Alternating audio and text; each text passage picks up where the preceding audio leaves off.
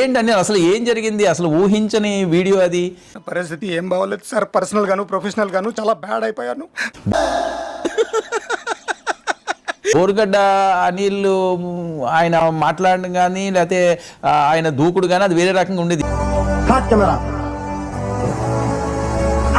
ఇప్పుడు CM order ఇస్తే అబ్బాయి కొడుకుని నేను లేపుతా. జగన్మోహన్ రెడ్డి జోలికి వస్తే చంద్రబాబు నాయుడైనా వడయ్య ఖర్జూర్ నాయుడైనా లోకేష్ గాడైనా. సార్ నోటి దొరతో ఇష్టం వచ్చినట్టు మాట్లాడాను సార్, మనసులో పెట్టుకోకండి సార్, క్షమించేసేయండి. రాత రాసిన భగవంతుడు కూడా మిమ్మల్ని కాపాడలేడు. రాసి అప్పుడప్పుడు మూడు వస్తే ఇలా పిచ్చి పిచ్చిగా వాగుతూ ఉంటా. ఇప్పుడు చూస్తే చాలా సౌమ్యంగా మీ వైఫ్ తో కూర్చుని అక్కడ నిరసన వ్యక్తం చేయడం వెనుక ఇన్సైడ్ ఏంటి? మళ్ళీ ఏం చేశారు? నన్ను ఉద్యోగంలో తీసాడు. నిన్ను తీసేశారా? అవును, కూరలో కరేపాకు తీసేసినట్టు, చారులో కొత్తిమీర తీసేసినట్టు నన్ను తీసాడు. ఎంత ఘోరం జరిగిపోయిందిరా. పార్టీకి పనిచేసాము, ఒక లైన్ దాటి అప్పట్లో ప్రతిపక్షంలో ఉన్న చంద్రబాబు నాయుడు గారిని అయితేనేమి, పవన్ కళ్యాణ్ గారిని అయితేనేమి ఒక మాట దాటడం జరిగింది.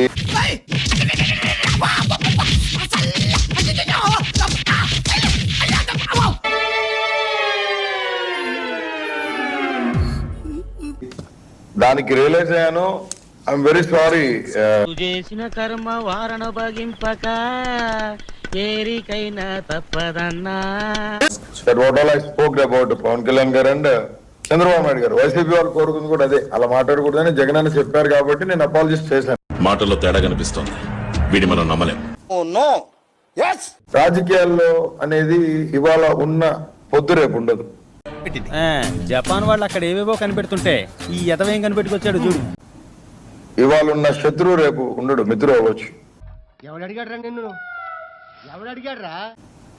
అలాగా మిత్రులుగా ఉన్న వాళ్ళు జగన్మోహన్ రెడ్డి గారికి శత్రువులుగా మారారు. రాజశేఖర రెడ్డి గారు చనిపోవడంతో వచ్చాడమ్మా ఉచిత శేఖరుడు. ఏం మాట్లాడు, ఎందుకు ఈ పాయింట్ తీసుకొచ్చానంటే, ఇప్పుడు నాకు తెలియదు సార్, మీరు దేశ ముదురు కాబట్టి చెప్పండి. మీరు ముదురు కదా. 2 కేసులు 3 రోజులు కుక్క అనుకుంటారు కొట్టి 3rd డిగ్రీ. తిరిందా అరవకో మొన్న నాకు ఇలాగే కాలింది.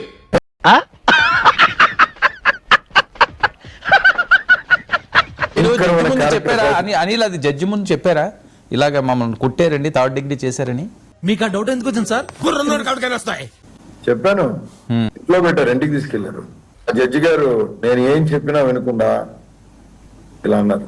ఈ ఆపాకలన్నా తినరా, నీ కడుపులో చెడు బుద్ధులన్నా పోతాయి. కడుపు అంతా చెడు బుద్ధులేరా. ఇలా చూపించారు. ఇట్లా అంటే ఏ స్థాయి వ్యక్తులు మీ మీద చేయి చేసుకున్నారు? CI Kurnool 3 times.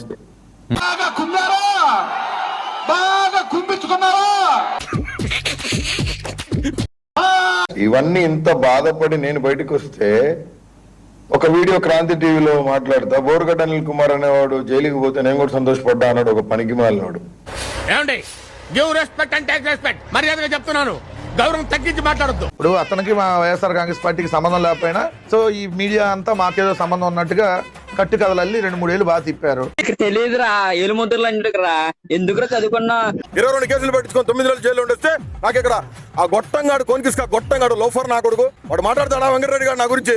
వాడెంత వాడు బతికేంత గురు. మీలో మీరు కొట్టుకుని చావండి, నన్ను ఎంటర్టైన్ చేయండి.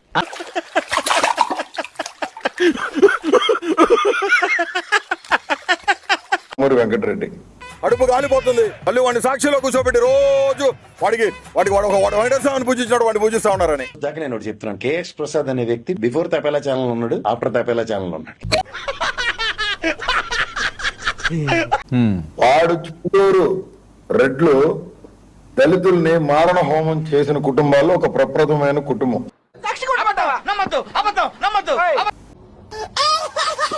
చిన్నప్పటి నుంచే వాళ్ళకి దళితులు అంటే పడదు. దళితులు తిరిగిన వీధిలో కూడా వాళ్ళు తిరగరట.